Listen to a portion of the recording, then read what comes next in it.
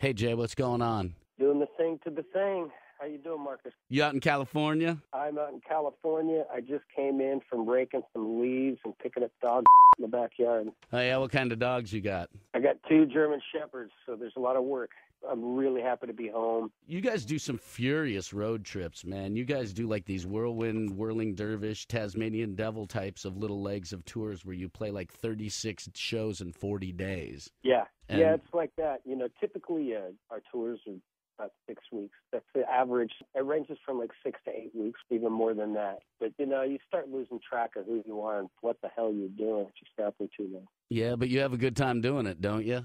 Yeah, of course. We get to play music for a living. I get to talk about music for a living. I know exactly what you're saying. Yeah, so you get it, what it's about. Absolutely. You have the new album out, Head Down, which came out March 19th in the United States. It was released in the UK and Europe 6 months earlier. Is there any reason why you released it 6 months later in the United States versus right around the same time? Yes, there is. See, the label that we have out in the UK is called Earache Records. And at the time, they were going through a flux period in the United States with negotiating with various distributors. It made the timing of the release in the States. At one point, you know, it was going to be November.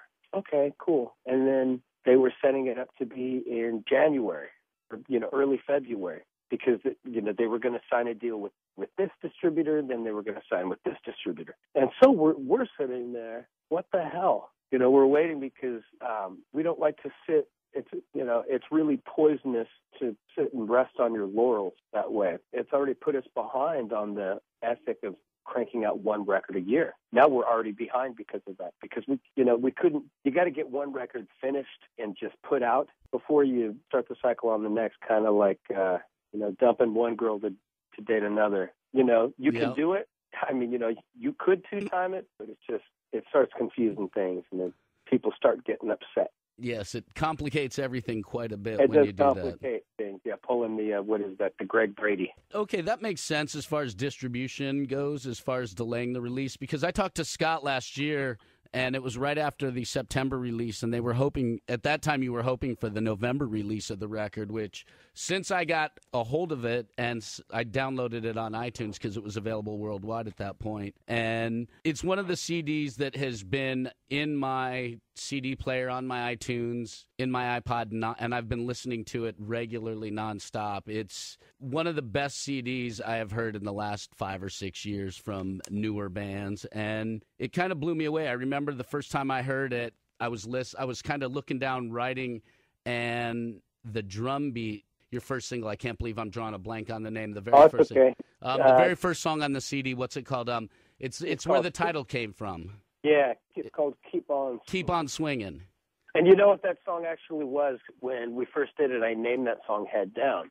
Really? And then you know, we were thinking, man, what are we going to call this record? It's a pain in the ass to name a record. Naming songs is cool. You know, that's easy. Well, what does the chorus say? Yeah. But no, we're throwing things around. All right, head down. Just keep your head down. But okay, yeah, let's do that. And so then we had to rename the song. So you were listening to the drum beat on Keep On Swinging. And I looked up and I got punched in the face by the guitars and I was hooked right away. That's what I remember about first hearing your record. And it gives you that kind of sly smile, too, when you hear it, because you start feeling good from the inside out when you hear your record. And to me, that's one of the many important things about a great rock and roll album is that it makes you feel good from the inside out, because when you feel good on the inside, you project outwards very well. That's cool. That's cool to hear. And you also have a very cool recording style. You go in with no completed songs, and 21 days later, you come out with a completed record. What is it about that process or style that you like so much, and why does it work so well for the Rival Sons? Well, it keeps you honest in a way. You know, you could spend a long time in the studio. It's the environment where you could take a long time in there editing, writing, rewriting, second-guessing yourself. And, you know, a lot of bands do that. A lot of bands are infamous for that, you know. You got, Pink Floyd, Radiohead, these different bands that get in there and they take forever, because they're micromanaging or they're just giving themselves time to explore different things. For us, that would be a nice approach. But right now, we're really concerned with capturing our energy if we give ourselves less time to second guess ourselves and less time to record in general, what you're going to get is a more immediate response all of the time. We get in there, we write. For me, I write songs every day, but I don't write Rival Sun songs. I just write just to exercise. So when we get in there, we go in with no material. And what you end up getting as a listener is, especially, for Head Down, on this record, as a listener, when you hear it for the first time, there are a couple of songs on there that you're hearing us play that we're literally playing for the first time on that recording. But, there are first takes there where it's the first time we've ever played the song together. Never practiced it, never anything, because we record as soon as we put things together. It's a really breakneck pace. And we do that just so we can capture that energy. Now, when you keep a recording on a first take, like some of those songs that you said you did, you kept them on the first take because you were so happy with them, how are you able to recapture that if you've only done it one time? Oh, you mean when we play it live? Yeah, when you play it live. I don't really think we're minded that way, that when we play live that we're really trying to recapture anything. That's everybody in the band knows what they're doing, and, I'm really fortunate to be able to say that about the guys I play with. But when we go to play a song, the song goes a certain way, and it's really the night is going to inform what that song, the energy that song is supposed to have. As opposed to just always trying to go back to somewhere that you've left. The recording that you hear on the CD, well, that's its own tangible thing. But our live performances are anything but tangible. They're very fluid.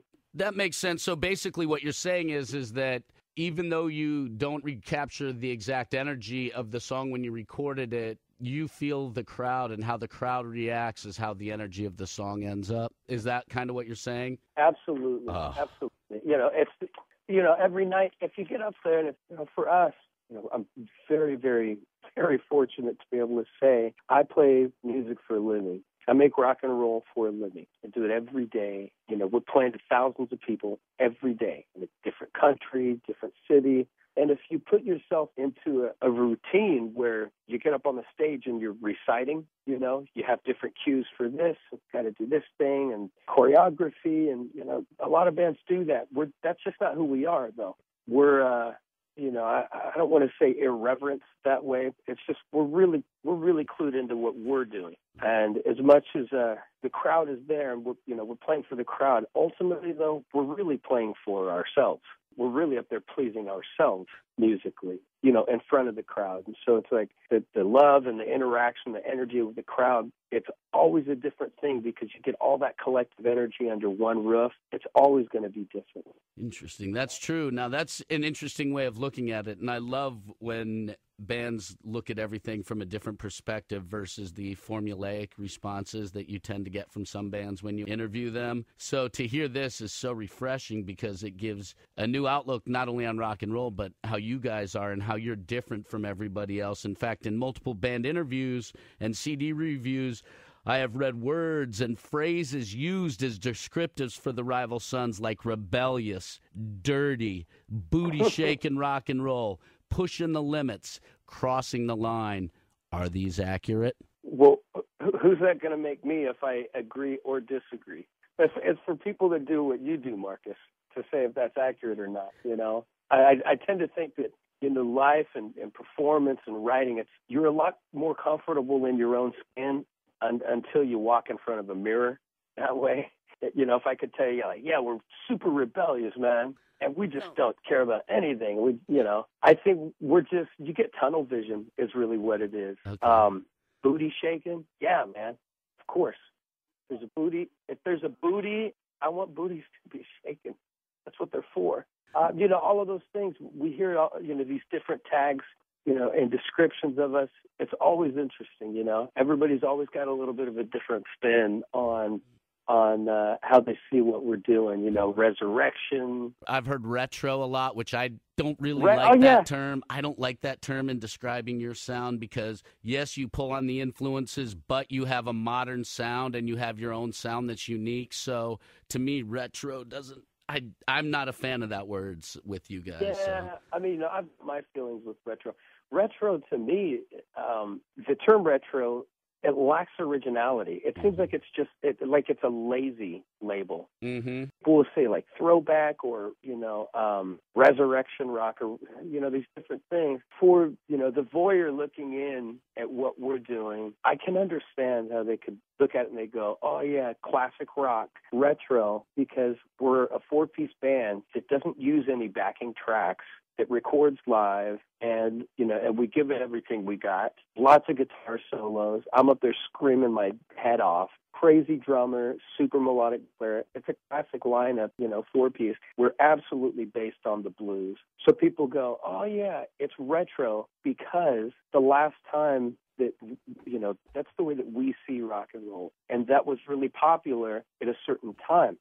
Before the mid-'70s when arena rock basically destroyed rock and roll, when, the weight and the vanity and the indulgence and the posturing basically, it's like rock and roll broke under its own weight away, They give rise to punk and all of these different bands, and then from there you get metal, hair metal through the 80s and all of this different stuff. All we're doing is we're carrying the torch.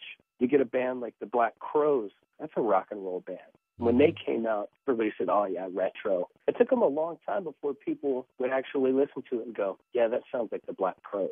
So we're charged with that same responsibility. If we want to be called something else or something more accurate, well, we've got to work really hard to earn a moniker that's fitting. It's going to be up to us. Like when I use the word rebellious, because I've read interviews and I've seen videos of you guys talking, and you guys aren't like rebellious dickhead assholes who trash hotel rooms and beat up people. You guys are rebellious in the fact that you're not conforming to the formulaic sound that's prevalent on the radio, and you're just kind of putting your own ass-kicking rock and roll in there and doing it your way in an honest way. Yeah. And to me, that's the rebellious that I see in your music. I'll tell you what, Marcus, true rebellion is done with a straight face, and few can see it. Yep.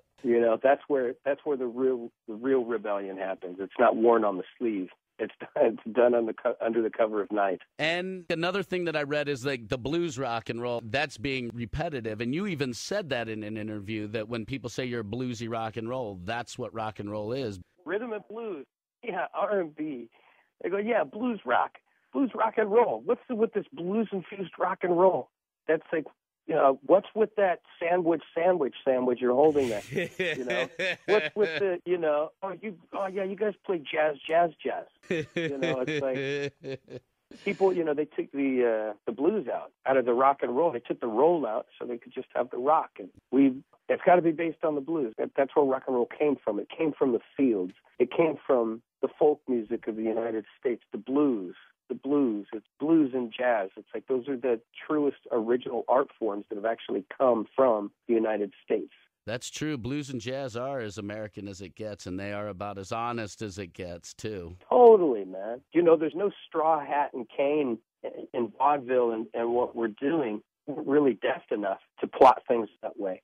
I think we're really relying on instinct. And, of course, all of those old great records absolutely inform us because they're great. That's the way rock and roll is supposed to be made. And your parents did you right by teaching you rock and roll. I guess you were 8 or 9 when you first heard a Robert Johnson record. Do you remember hearing that record for the first time? Yeah, of course. Of course I do. Take us back a little bit. What'd you hear as an 8 or 9-year-old? Well, what I remembered is it came from my uncle's house. Every family has that one uncle that is the bad uncle. And I don't mean like cool bad. I mean like bad news bad, Mm-hmm. And he's a biker, and he had his hands in all kinds of different things, And he would come around the house every now and again, because he'd be on the lam or just whatever. And my pop got these tapes from him. And I was always excited whenever new music was brought into the house because that was just, music was my gig, period. It attracted me, looking at tape covers, and my parents had LPs around and vinyl and CDs, like everything, and having all of that stuff there. The music was it was a thing, it was like a language, and that only the cool people spoke. And I remember putting in this tape Robert Johnson and listening to it because it had this gritty photography on the front, and it was like the complete, the classic complete recordings, Robert Johnson. What is it, like 32 songs, something like that. And, with alternate takes and all of that stuff. And listening to it, and man, what song was it? I think is like Come On in My Kitchen, and it's some joker got lucky and stole it back again. And like listening to that, and it just sounded like ghosts to me. The mythology surrounding Robert Johnson, just all of that stuff, it sounded ghosty. Like the greatest ghost story you could ever hear was being played to me on this, making the hairs on all over your body stand on end because it was different than anything I had heard. And of course I had heard blues and just the typical, but since Bob baby left me, just like whatever. But hearing this, hearing like Delta blues, and it was a completely different bag altogether, For me, it was the start of, really it was the barometer of how like performance was supposed to be. The first barometer for me was like, it was really like hearing my mom sing and my grandma sing to me, because like music just, that's like honesty in its like purest form, like the human voice and all of that. And then hearing this guy do that, like, whoa, he's got that one sound that, like how when grandma or mama sings to me, that guy's telling the truth, The truth has that certain ring to it. And I just remember it just stopped me in my tracks, and I sat there. And I don't know how many times, I still got the cassette somewhere. I don't know how many times I listened to all of those tracks. How stretched out is the tape on that cassette? I haven't played it in a long time, and I'd have to find a tape deck, to play it.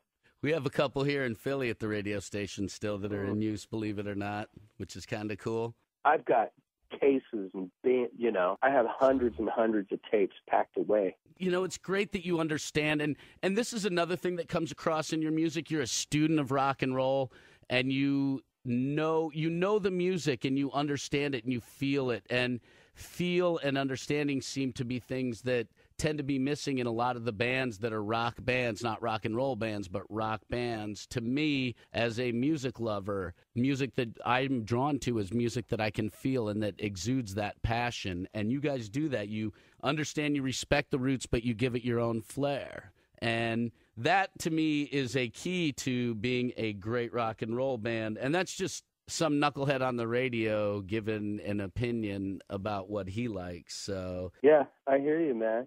With what we do, I think that I look at us, and I've been off tour for I've been home for like a week and a half now, and when we're out for 6 weeks, we're out for a really long time. You really get this tunnel vision, and it's survival is what it is, and I think it's actually perfectly natural to take your situation or, take what's going on, to take it for granted when you get in that mode of like, man, I just got to keep it together. I got to stay alive. I got to keep my energy up. I need to watch out for my voice or whatever. And so you start taking like, what's going on around you for granted. And so, I got home and I had to approve this live performance, this show in Germany that was going to be on national television. So sent me the DVD, and I checked it out, and I popped it in like, man, the last thing I want to do is watch me and the rest of my goon squad,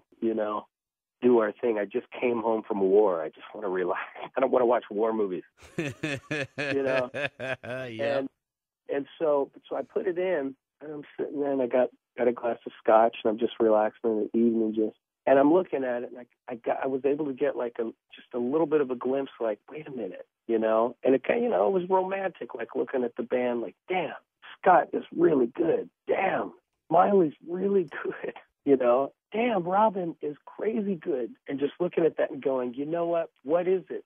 What is it that people are talking about, and what is this thing? But why are people freaking out so much? I think it's that we don't have a formula. When you mention like paying reverence or studying, like for me, I'm really not a rock and roller. I'm a blues guy. This is the first rock and roll band I've ever been in, just because I never wanted to be part of the problem, But like, I think that everybody's coming from a different direction, and we just don't plan anything. We just kind of do it, and the real, like the riffage and the rock and roll side, I think that Scott keeps that legitimate because that's just the type of guitar player he is. He loves rock and roll. He loves it. For me, I'm more of a soul and blues guy, and and like all the way down to folk music, Appalachian melodies, bluegrass, and like all of that stuff. I'm a song guy. Does that include gospel with your love of soul and all that? Absolutely, man. That's the root. Gospel is the folk music. That's folk music. Just like blues is that's folk. And then Miley's done everything from like Latin music, a lot of jazz, a lot of rock and roll. And Robin is steeped in jazz. Like the dude knows everything. And I think it's like this combination of everybody coming together where we just don't have a formula. We're not together enough to have a formula. We're not self-aware enough, and we're not, big enough planners. It's not that sophisticated. I think it's just the sound of like four guys getting together and banging it out, and then it ends up sounding like that. Do you get nervous that the more success you get, the more maybe the labels and the corporate powers in charge are going to try to take that aspect away from you and mold you into something that maybe you're only part of, as we have seen happen with other bands over the last few decades? Oh, I don't know. I'd quit the band before anything like that would happen. And I think the other guys would too, Every record that we've made and the way that we do business is we maintain 100% control over everything we do.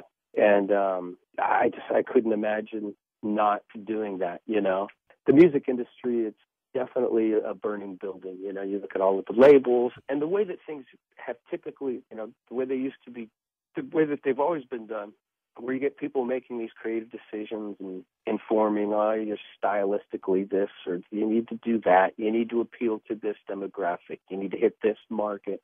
That's just not really a language I speak, or the other guys. All of that works, that stuff, it has its place in the populace, but that's just not who we are. And so am I afraid of that ever happening? Not really. And I don't say that to sound, too cocksure. It's like, if somebody asks you like, hey, and you're DJing, your station's been around forever and you guys are doing really good. Are you worried about becoming, quitting all of that and go and joining one of the, Lower East Side gangs and cooking drugs? Because you go, yeah, that's just not what I'm into. Yeah. I couldn't see myself doing that, but I think I got a lot of friends, that are top of the charts and, that I've watched and they have a lot of pressures on them, like those kind of pressures that you're talking about, Marcus. But see, it's different for them. These are buddies that went into the industry. They went into the music doing that. Okay. They went in as a formulaic, here's what it is. We've got to do this. And so now they're trapped. Some of them are, but some of them are also totally comfortable with what their roles are. I think that's really important. And you're happy with your roles and what you do? Yeah, fair enough. I mean, you're always looking to make it better. And it doesn't matter what you're doing. I think that everybody goes through like identity crisis all the time, artistically. Yeah, that's true. So you're always just going like, you got to check yourself like literally every 20 minutes. You're on stage every 3 minutes. You got to check yourself. Wait a minute. Am I replicating? Am I towing the line right now? Am I being really honest? Am I right here, right now? You think about that in your head on stage? Absolutely. You have to check yourself. Interesting. Next thing you're doing this thing or whatever. It's some rock and roll cliche or whatever. You have to stop and go, am I being myself? You have to qualify yourself. Am I being legitimate? Am I keeping it real? Because it's really easy not to.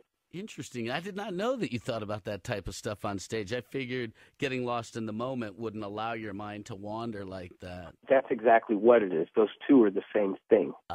Staying legitimate is keeping your focus, Mm-hmm. It's making sure you're not it's like keeping your hand on the throttle. Gotcha. You got to gas it. Gotcha. That way, and you have to breathe it, give it new life. When I say like keep it real and keep it legitimate, it's to stop yourself from doing anything that isn't totally natural. The music, you get lost in the music, and you're everything. For me, when we're playing, like everything is wrapped up in that, and it's so emotional and everything. But it's just like a conversation where you do have to watch your words, Yeah. and you have to go, am I being with? It's like, do what you got to do to keep this beauty and keep this magic going. and burning super hot. It's like you got to keep stoking it that way. Wow. I love that outlook and that viewpoint. Very interesting and very fascinating. On your latest record, you used Dave Cobb again to produce. You also used him on your last record, and I think you used him on your first record as well. What is it about Dave that brings out the best in the Rival Sons? Dave's our man. He's done every Rival Sons recording. He just understands exactly who we are. And there's never a fight. There's never any fight or argue. I mean, of course there is. Yeah. Of course there is, But he gets who we are. So when we go in to make a record with him, the whole the production part of it is so incredibly easy because we show up and, it takes one day to get tones for everybody. If not even that, like half a day. And there's a lot of bands, a lot of producers, they'll take a whole week just getting the right tones. But with us, he understands that we got to do it really quickly, not overthink it. He has great gear. But, the production side of it's so easy because we show up, we get tones, and then we're writing and getting our first song together the first day that we show up. That's the way it needs to be. And Dave totally understands that. And he understands the whole identity thing, I'll have to ask him sometimes, like, hey, man, I know we're a rock and roll band, because I'll retool and I'll get really arty, and I'll go, man, am I going too far out there? It's like, I don't want to, or if the other guys kind of scratching their heads like, well, where are you going with this one, Jay? It's like Dave is really good with going like, I tell you what, man, why don't you go have a drink and a smoke and just come back in 10 minutes? You're like, all right, man. Because I feel like he really just gets it. And more, even I just got off the phone with him a little bit earlier, just called just to shoot the breeze and talk about music. Nice. And because we want to get in there and record with him again as soon as possible. Schedule, of course, is a problem. But Dave he's just got it, Cool. He's got that thing. He'll come up and help with a chord change, He'll have ideas every now and again if we need it, And he's really good, just really good that way. Nice, because the finished product of the record y'all worked on together and put out is fantastic. Like we discussed earlier, you opened with Keep On Swinging, and that song hooked me right from the beginning. I actually use part of that song as a bed for my public affairs show that airs on Sunday mornings because it's so good. And oh, that's cool. Is that song about an underdog, just out of curiosity? Because there are a few songs I want to talk to you about on the album because it's such a great album. And I was just wondering, to me, what I took out of Keep On Swinging is that you've got the underdog keeping his head down, keeping his nose to the grindstone, just swinging away to keep moving forward. And that's what I took out of it. That's exactly the ethic behind the lyrics and the writing on that song. It is underdog. It's really like, man, I really don't have what I want right now, but the whole, just like with boxing, it's that same thing. You get in the ring, boxing takes an incredible amount of stamina. Yep. Think about the first time you put gloves on and you got in the ring or you just spar with somebody. Man, after 60 seconds, you are so winded. Very different from the first fist fight you got in.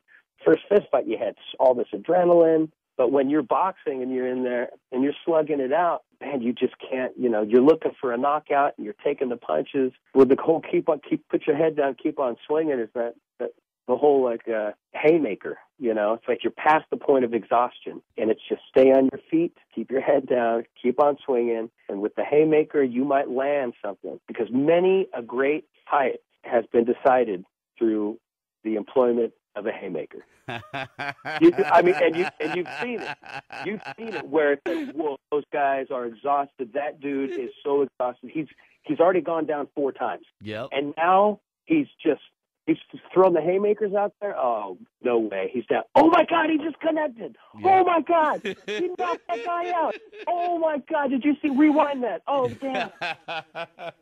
That's so true. Yeah, you're exhausted past the point of strategy, You can't keep it together. Your arms, you're so tired. And that's really what Keep On Swinging is all about. And it's a great tune. And from there you go into You Want To, which is another fun song, and it keeps that groove going. Or how did that song come to be? It was just, with that one, Scott had this riff, and I remember thinking I remember not really liking the riff too much. Like, man, it sounds kind of knucklehead, but it also sounds really cool. And so we put the whole stop-start thing in the call and response to just let it breathe a little bit more. And with that one, I had to write. I ended up writing a whole lot of different verses just about this guy, let me in, just like that old Otis Redding song. He says, I don't know if you ever listen to his stuff, but during the chorus it goes, let me in, let me in. And he's just talking about how, like, man, let me in the door. And he's like, And so I was thinking, I want to make a song like that. I want to pay some homage to Otis. And, talking about, like, I'd see my dog in the window and the records are on the lawn. Just like all of that classic stuff of when you really screw up and your lady she's really had it, Yeah. And you're like, man, I paid the rent and everything, and that's my dog, and I can't get in because if I keep freaking out, the neighbors are freaking out, the neighbors' dogs are freaking out because I'm at the front door yelling. And then you go off, and you go down the street to the bar, and you get drunk, and then you come back, and the next thing you're crying at the door. Yeah. And then you find out she's not even there. She went out the back door to get her hair done, or just like that, just the classic scene, that everybody's been through. And then from there you go into Wild Animal, which you did these very cool video idea, and you got the listeners and fans of Rival Sons involved. You had them send you little clips of wild animals. And the video actually turned out to be really cool. You can go on YouTube and check it out. Yeah, I saw that because people do it anyways. Mm-hmm. They'll take your song and then it'll be on YouTube. They'll upload their own just version of their own video. And so we just thought, hey, let's put it together. If we can amass enough footage, maybe we can put a video together. And I think that it was UK fans, European fans. We had a lot of people from the U.S. through in there, too. Canada, people from Australia, New Zealand down there. And everybody, threw in a little clip there. And it was really, really interesting. There was like one gal from Italy, just outside of, I believe, Treviso or Milan. And they ended up doing, like, multi-camera lighting, like really going to town on it. And then other people just showing a bear trying to get into their, mailbox or something, just that kind of stuff. But it was cool. Everybody had a lot of fun with it. Yeah, because the finished product is really cool. And again, go to YouTube or go to your Facebook page, or I think it might even be on your website as well. And from there, you go into Until the Sun Comes, and that's got a really great trippy groove. And you jump into another great tune, Run from Revelation, which it's a mind blower. It changes the pace a little bit. It also shows your versatility as a band, and it shows that you're not afraid to go into different directions. What's the story behind Run from Revelation? It's a beautiful song, and how did that whole song come together? Thanks, man. Well, that song came together. Scott was messing around with a sort of like a variation on like Elevator Blues from the Stones, like that sort of a riff. And we listened to it, and he's playing it, and we start jamming around. I'm thinking, like, okay, because ethically, like, I've always got to come up with, like, what kind of story is the music telling me, with no melody, no lyrics or anything? Like, it's like you got to look for the romance or the story being told there. And it just sounded like somebody just kind of sitting back and telling the story of how it used to be. And so then I got the idea, just this old guy talking about how he wishes he could go through it all again, about how he's an old man now and how he used to be strong, he used to be commanding and everything, but now he's just old, and he cries for his youth. And really, it was coupled with the stop-start, like I set up my part really to be like a whip crack, where the melody kind of slips and slides around and breaks up, and lots of peaks and valleys. And then when the chorus hits, that's where I really open up the gas on it and really make it like a plaintive wail about this guy just really, man, I'm dying. And I remember when I used to be cool, and feel cool and get laid, all of this, be young. And then from there you go into Jordan, which I think is about losing somebody and that whole aspect of life. It's another beautiful song, very slow, and again another beautiful song on the record. Is that one about passing in life and death. And yeah, absolutely. That's one of those records. I had written that in my room, because there's only a couple of songs on this record where I wrote the song and then I go, okay, guys, here's this song, we're going to do it this way and like that. The rest of the songs, we write together. But I had been writing this ballad at night in my room at the cottage we were staying at, and kept thinking, like, man, why am I writing a song about this right now? Because when we're in the studio, my job, like, I have to write 24/7, around the clock, whereas the other guys get to, kind of kick back and maybe watch some TV or something after we get home from the studio. But I got to work around the clock. And I'm just thinking, like, man, I'm working on all these rock and roll songs. Why am I trying to write a ballad about losing somebody that you care about? Like, nobody wants to hear about mortality or a song like this. But it was really like an exercise. Like, I don't know why I'm writing it, but I need to finish it. And it was really heavy on me. But I found out that one of my really close friends was sitting bedside at the hospital with her mom, losing her. And I had been out on tour, and I had been too busy that I hadn't spoken with her.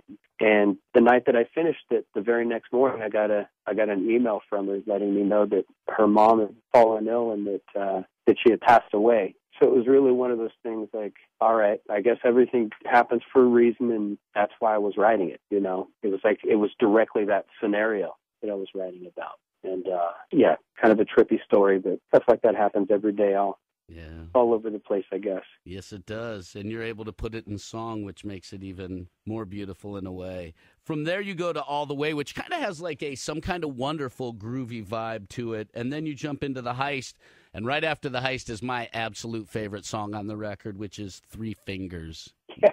What's the story behind that song? That is a fun, upgoing, it's almost like a modern old Western. Yeah, totally. Three Fingers. Well, I mean, with the lyrics talking about, it's really just, I'm going to go for it. I'm going to do this. I'm committed and I'm going to do it because it paints, the lyrics. It talks about different scenarios. In the first verse, I'm an eagle, gliding over the water, and I'm getting ready to go down and dive into the water and get a fish. And in the second one, I'm a bull, and I'm in the ring, and I'm getting ready to face the matador. And I'm saying, like, I'm going to kill this dude. This dude's he's going home dead. But it's really, you got to do your thing. You got to go through with it. Whatever your station is, you got to commit all the way. That's really what that song's about. And we put that one together in the studio. And it's an old riff that Scott had been kicking around with, I guess, for the month previous while we were out on tour.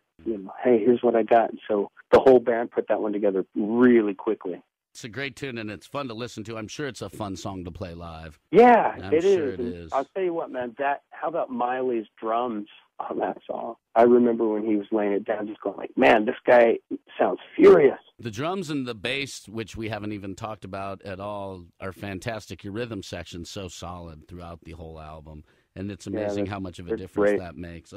And then from Three Fingers, you jump into Nava, which is a beautiful little instrumental that Scott wrote for his little girl. That's it. And it's a beautiful song. Little Nava. She's a super cutie. She's like hard to look at. You know what I mean? She's like one of those. Yes. Like your eyes are going to bleed. Yep. Oh, she's so cute. I'm not looking away. Yeah, she's one of those. Like, whoa, this is kidding. From there, you jump into Manifest Destiny. You have part 1 and part 2. Now, this song's 2 parts. Why did you do this in 2 parts? Well, it started off as 2 songs where the native melodies were the first thing that came to me, period, hearing the music. When we Manifest Destiny Part 2 was the first track that we started writing in the studio. It was the very first one, and right away I wanted to tell a native story. And then it was just really clear to me. And then when Manifest Part 1 happened, we knew that we wanted to have a jam song, like a guitar freak out, because Scott really didn't get a lot of room on the Pressure and Time record, the record just before this one. And so it's like really wanted him have an arena, to really showcase for him, just showcase him getting his rocks off. And so wanted to set it up. I wanted to set up where I only have two verses, one short verse at the beginning and a chorus, and then have him, Miley and Robin, just have the music tell the story that happens in between those verses. And so there's the first one, and then there's like a 6-minute, I would say guitar solo, but it's also like a bass solo and a drum solo. It's like just this epic telling of the story without lyrics. And then at the very end, you get the second half of the story that happens at the very end of the song. And it just seemed, I wanted to bookend the Native story that way. And then you shut down the album with True. It's the last song in the record. Why did you pick that one to be the last song on the record? It was the last song we recorded. Scott and I, we were loading our gear out of the studio on our last day. We had no more time, and Scott had been working on Nava, and he says, well, look, okay, I have an instrument. He's like, let's come together and make a song together. So then I took it, what he was doing, and I rearranged it, and then just told him what the arrangement was. And it was a song, it was me paying homage to John Jacob Niles, like the early folk troubadours, Whereas John Jacob Niles was also like more of a historian, like a music historian, folk song collector, ethnomusicologist sort of a guy. And it was really a love song for Scott and his wife. I put those lyrics together and everything. That's another one. Scott and I had never played it together. I knew melodically what I wanted to do. I wrote the lyrics down, but we had never played the song together. And wow. So what you hear on True is us sitting there, one live take. He's sitting right across from me with his guitar, and we just take it in one take, and that's it. Wow. One performance. That was the whole thing. The fact that you're able to do that way says a lot about your chemistry as a band and about your respect for each other as people, too, and your understanding as well. Yeah. I think it's trust, Yep. It's trust with each other. And do you know who Shuggie Otis is? Yeah, of course. He turned down the Rolling Stones in 1974. Well, he talked, he put another record out, and then he's been doing more live performances. I went to his website about 2 or 3 months ago, and I saw it. I actually finally picked up a CD copy of the album of his with Something Forever with the original Strawberry Letter 23. Yeah. And, dude, I almost cry every time I hear it. It's so good. And I remember hearing that as a little kid. I was lucky. I had some relatives that would play music like that for me. And then in the early 70s, my babysitters would play stuff like that for me. Yeah. That's good stuff. I mean, for me, I'm a digger. So, I go and I get, I go to record stores.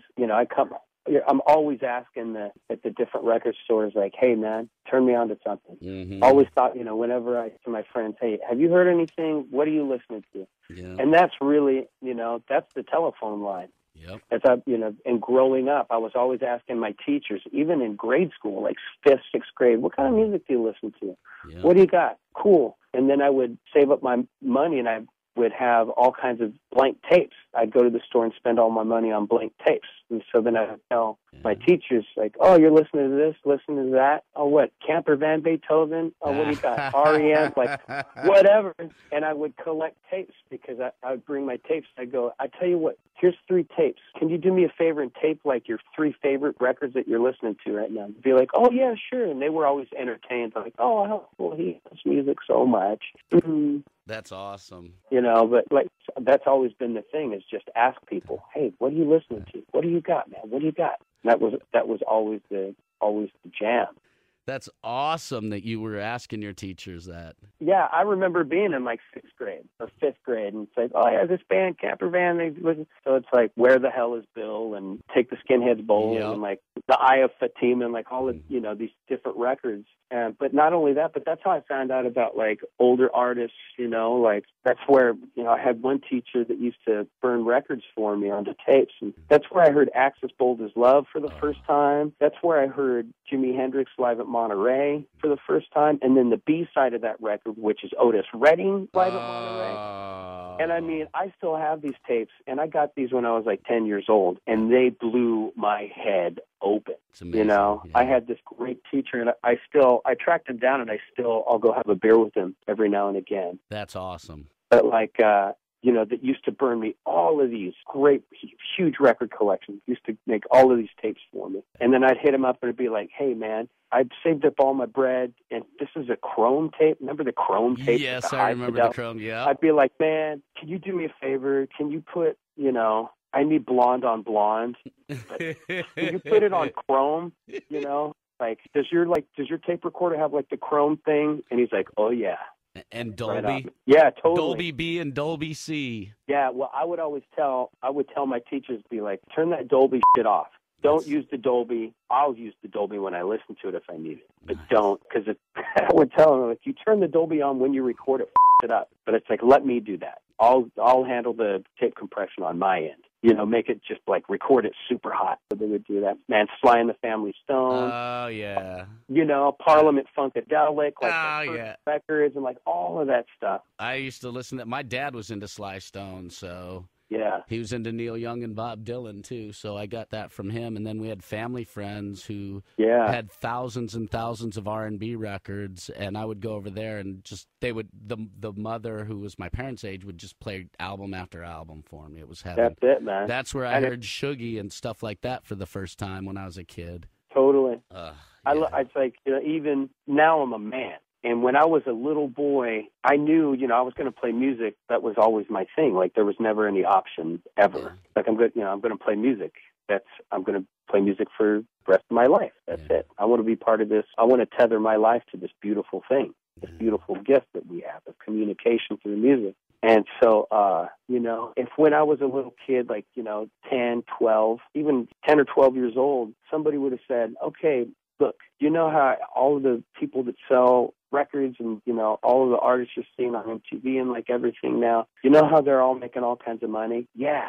You want to make all kinds of money? Yeah, totally. All you got to do is make records and be good. Awesome. Great. Well, if they would have told me, yeah, well, the internet's going to come along and you're not going to be able to make money on your records. Wait, but selling records? Yeah, no, you won't really be selling records anymore. Yeah, but how will I make a living? Well, you won't. But you're still going to be playing music, But here's the catch, because it'll be all digital and people will be able to get all your music for free online if they want to. But here's the thing, man. You will have access to any song in the world, to have it in your hand on your phone within 1 minute. Any song you want to hear ever, any song that's ever been made and ever recorded, you'll be able to find it and have it on your phone. And if they would have said, you got to trade, you can either make good, really, really good money, or you could have the keys to the candy store, and the rest of the world gets the keys to the candy store too. I would have said, that, man. Let's open up the candy store and let's make music available for everyone. Because when I was a little kid, I would have sold my soul to have the world's largest record collection. And that's what we have now. That's true. But what's scary is only like 5% of what's out there gets listened to, or some ridiculously low number of all those songs that are available. Like a very low number of all that classic old stuff gets even listened to on the internet. It's ridiculous how low. And we pulled up, our program director at a meeting pulled up the numbers, and I wish I had those numbers in front of me, but it was like 2 years ago, and it was ridiculously low. I was like 95% of the downloads are for 5 to 10% of the songs, kind of like the wealth distribution in the United States. Marcus, can you find that study and send it to me? Yeah, I definitely will look up for it. Yeah, it's got to be on somebody's file somewhere. But if you could pull up that info, man, I would love to, or ask whoever brought it in where they got it. Yeah, I would love to see that, to know what that is. I definitely will. I will definitely do that. You're out in Philly. Yep. I've been pushing my boss to add Keep On Swinging since September. Every week I'm in his office. Dude, add the Rival Sons. Add the Rival Sons. He's getting sick of me doing it, but I don't care. I'm going to keep doing it until they add it. We need people like you out there fighting the fight, man. Really appreciate it. You bet. Also, I know you're a snowboarder. What kind of snowboard do you ride? I grew up in Colorado. I'm a snowboarder, too. Well, for me, I grew up on a snowboard, and I used, but it's like, for me growing up, like, there weren't snowboarders. Yeah. It was a really young sport. And it was a board with a Sorel boot and a strap. Yeah, that's exactly what, that's what I had. And we had, we used to ride like barfoot.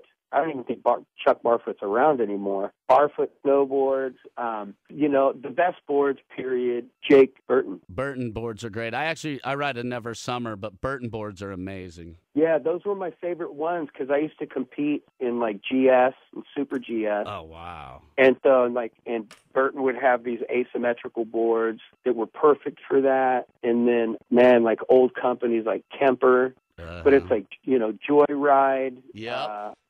All of those different companies. We rode every day after school. How could you not? Every day. And I've got like left shoulders dislocated 4 times with a torn rotator cuff, right shoulder dislocated 3 times, broken both wrists numerous times. I've had amnesia twice. Got a chipped tailbone. I've broken both ankles. I've blown out my knee. I mean, holy shit. All of the guys, like we would ride every day. And all of the guys, a bunch of the guys that I rode with ended up going and riding professionally and going pro. That's awesome. But it's like, I'm not one of those no fear guys. So I'd be following them and hanging out with them and riding every day. And they were just crazy riders. I always had music on my brain, Yep. I wasn't like Point Break guy. That wasn't my scene. Yeah. But those were my bros, so I would do that. Let's see, what do I have? Actually, it's at storage at my parents' house. I've got, it's a Burton, it's like a 5.8, a Burton. What size do you ride? Typically, like a 160. Do you ride goofy or regular? I ride regular. And I ride regular with more of a classic stance as opposed to like a spread out stink bug freestyle, like half pipe stance. Because it's like, I can do all of the fakie and everything, but it's like, I love speed. So you go feet down. I go duck feet because I like to carve. I'm an old guy. In my 40s, I don't heal so quickly anymore. Yeah. Well, it's like I know what you mean with the duck feet and going switch stance and being able to go fakie and just whatever. For me, if I have a longer board, like my first board was a 168. Oh, geez. You ever when I was a little kid. And I was like 11 but it's like that board was so fast. But I like the longer boards and just because I love carving, like real carving, like long. Like longboard surfing carving. Yeah, like that. And so like with my stance is like are you regular or goofy? I'm goofy. Okay, so like goofy, like my stance is more like you put your right foot at right about 10 o'clock, 10 o'clock or so, and then your left foot is like at 11. Okay. Yeah. So you bomb the hill. Yeah, and so it's like it's old school carving where you tuck your left knee back behind your right knee and you're tucked down that way. I'm standing up trying to do that right now. I hope I don't hurt myself. Yeah, well, you know what I'm talking about? It's like you spread out and you tuck it and you put your knees together to turn your body into 2 separate turrets that way so that when you really get on your speed, you can maintain, that way. And you tuck it in and you put all your weight on your front foot that way and just really get on it. Yeah, I used to love it. Well, cool, man. Hey, thanks again so much for the support. Hey, you bet. Thanks a lot for your time. I appreciate it. And I will send the links to everybody to let you know when it's up. It should be up in the next 2 days. Also, I'm doing this thing. I did this thing with Volbeat called Getting to Know Volbeat, and it'll be up on our website where I'm going to put 20 to 30-minute segments of your music together with interview segments and information, and it'll be streaming on the website, and hopefully the boss will like it enough to put it on the air. And, absolutely. Yeah, let me know. So I will let you guys know with the link, but it'll give a chance for people in America that aren't familiar with the Rival Sons to get to know your music from all 3 albums. So, and I will keep you guys updated with that as well. But the interview will be up this weekend, and I will make sure everybody has the link. Awesome, man. Again, thank you so much. When we make it out to Philly,